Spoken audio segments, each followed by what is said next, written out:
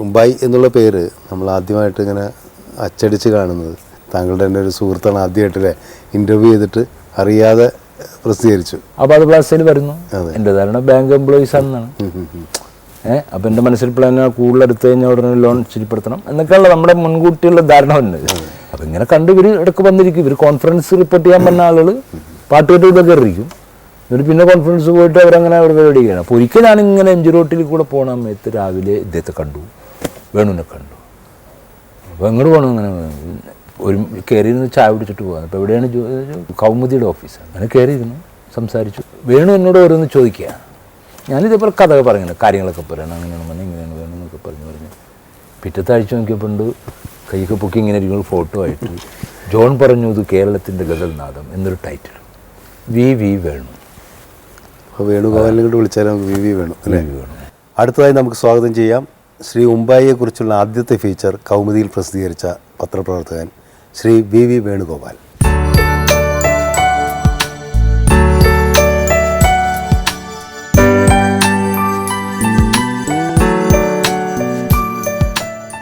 കഥകളിലും സിനിമകളിലൊക്കെയാണ് ഈ ജീവിതത്തിൻ്റെ പച്ചയായിട്ടുള്ള ഇത് കാണുന്നത്.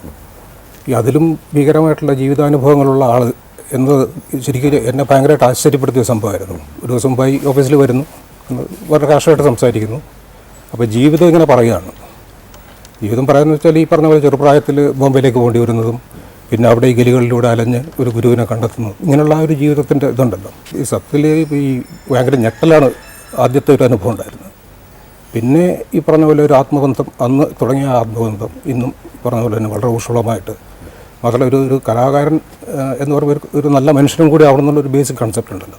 അത് ശരിക്ക് എനിക്ക് അനുഭവപ്പെട്ട് തന്ന ആൾ മുംബൈയാണ്. അപ്പോൾ അവസാനം പറഞ്ഞതെന്ന് വെച്ചാൽ എൻ്റെ കയ്യിലൊരു ഹെവി ലോറി ഡ്രൈവിംഗ് ലൈസൻസ് ഉണ്ട്, ഇതില്ലെങ്കിൽ ഞാൻ അതിനേക്ക് പോകും എന്ന് പറഞ്ഞിട്ട് അവസാനിപ്പിക്കുകയാണ്.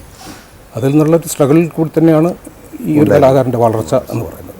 ഇപ്പോൾ ഇക്കൂട്ടത്തിൽ പറഞ്ഞു വരുമ്പോൾ ഇപ്പോൾ ഒരു ഗസൽ ഗായകനെ ഇങ്ങനെ മലയാളികൾക്ക് പരിചയപ്പെടുത്തുമ്പോൾ പൊതുവെ ഗസൽ ഉറുദുവിലാണ് നമ്മൾ കേട്ടിട്ടുള്ളത്. മലയാളത്തിൽ ഇദ്ദേഹത്തെ അവതരിപ്പിക്കുമ്പോൾ ഇത് സക്സസ് ആവും എന്നുള്ള പ്രതീക്ഷ ഉണ്ടായിരുന്നു. അല്ല, എന്തായാലും പ്രതീക്ഷ ഉണ്ടായിരുന്നു. കാരണം എന്ന് വെച്ചാൽ ഒരു പരീക്ഷണം എന്നുള്ള നിലയ്ക്ക് തന്നെയാണ് ഏറ്റെടുത്തത്. എന്നാൽ തന്നെയും അല്ലെങ്കിൽ മുംബൈക്ക് ആ റിസൾട്ട് ഉണ്ടാക്കാൻ പറ്റും എന്നുള്ളൊരു കോൺഫിഡൻസ് ശരിക്കും സത്യത്തിൽ ഉണ്ടായിരുന്നു. തീർച്ചയായിട്ടും അങ്ങനെ ആയിരിക്കാം. ചിലപ്പോൾ നമ്മളെന്താണ് ഒരു കാസറ്റ് രംഗത്തുനിന്ന് ഒരു കക്ഷി മുംബൈക്കാരുടെ കൂടെ ചേർന്നിട്ട് ആൽബം ഇറക്കാനൊക്കെ ആയിട്ട് അല്ലേ? കെ ജെ സ്റ്റാൻലി അദ്ദേഹത്തെ നമുക്കിവിടെ ഈ വേദിയിലേക്ക് ക്ഷണിക്കേണ്ടതുണ്ട്.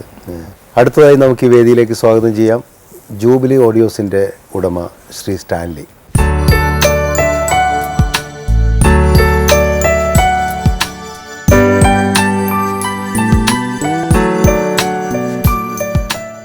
നമ്മൾ തമ്മിലൊരു സമാനതയില്ലേ രൂപത്തിൽ? പല സ്ഥലത്തും തെറ്റിപ്പോയിട്ടുണ്ട്. ശരിയാണ്, അദ്ദേഹത്തിൻ്റെ അമ്മ പറയാം.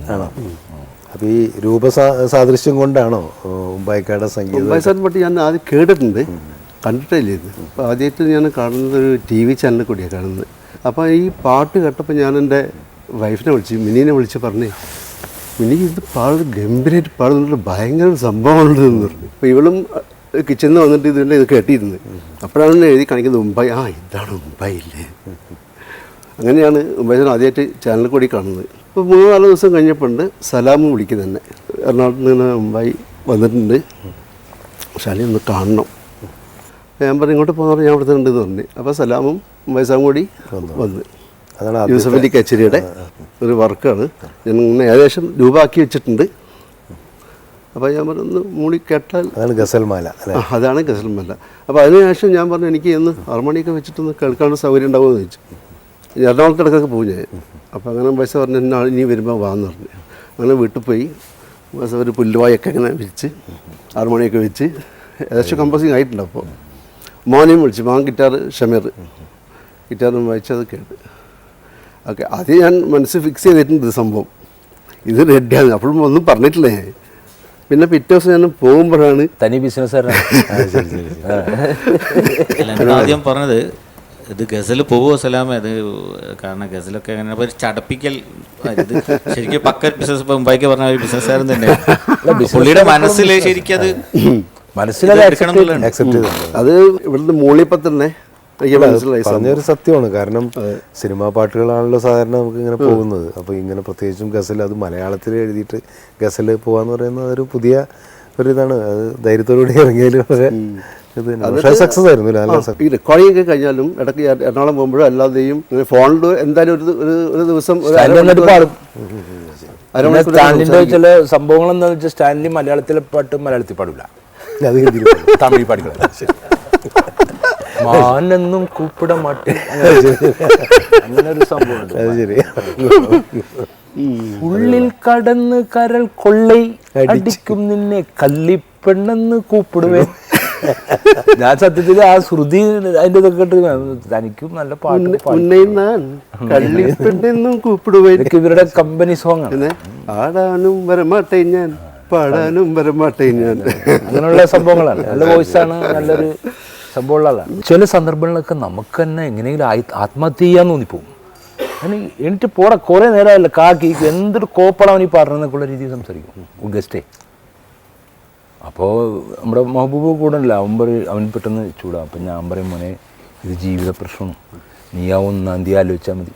നമ്മൾ ആ ശമ്പളം റിയാസാറ് തരുമ്പോൾ ഉള്ള ഒരു ഫീലിംഗ് ഉണ്ടല്ലോ, അതൊന്നും ഓർത്താമ എന്നൊക്കെ പറഞ്ഞിങ്ങനെ സബൂറാക്കും. പിന്നെ ഞാൻ പറഞ്ഞൊരു കാര്യം, നീ എനിക്ക് മാറിക്കോ. അപ്പോൾ ഒരു വലിയ ഫാമിലി ആയിരിക്കണം.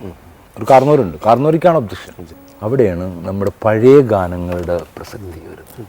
വെറുതെ ഒന്നിങ്ങനെ നോക്കി അദ്ദേഹം എന്നെ ഇങ്ങനെ അദ്ദേഹത്തിൻ്റെ ഭാഷയിൽ എന്നെ ഇൻസൾട്ട് ചെയ്യുമ്പോഴും ഞാൻ ചിരിച്ചുകൊണ്ട് തന്നെ